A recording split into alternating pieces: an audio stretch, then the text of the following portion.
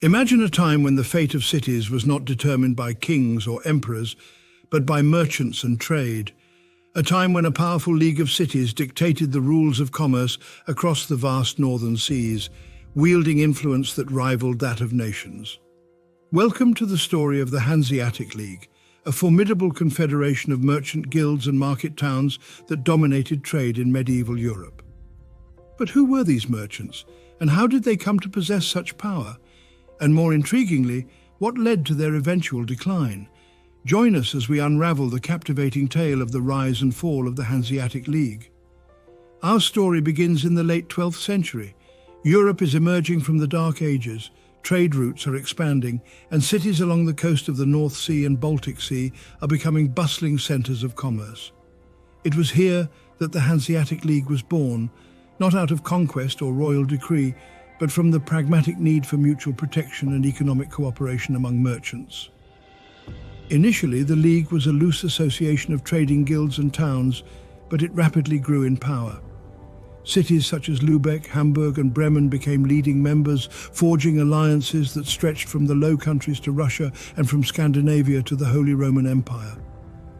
The secret to their success? The Hansa developed sophisticated methods of trade, standardizing laws and currencies, and establishing a network of consulates that acted as early trade embassies. They negotiated trading privileges that were unheard of at the time, such as exemption from tolls and the right to establish their own courts in foreign cities. By the 14th century, the Hanseatic League was at the zenith of its power. The League's ships, known as cogs, dominated the northern seas, transporting goods like timber, fur, resin, wheat, and most famously herring. Hanseatic merchants became immensely wealthy and their cities flourished. The wealth of the Hansa was not only measured in gold, but in the cultural and architectural legacy it left behind. Gothic brick architecture, a hallmark of Hanseatic cities, still stands today as a testament to their prosperity. But as the saying goes, all good things must come to an end.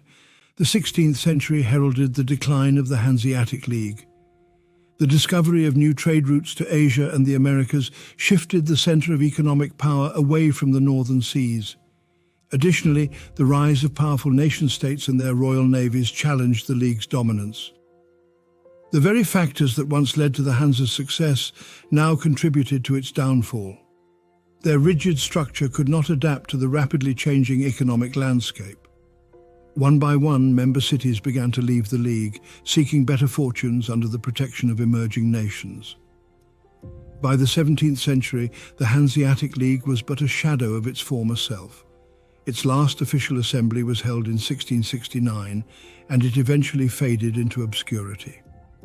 As for today, then, the historical impact of the Hansa is evident in the prosperity of its former cities and in the cultural heritage.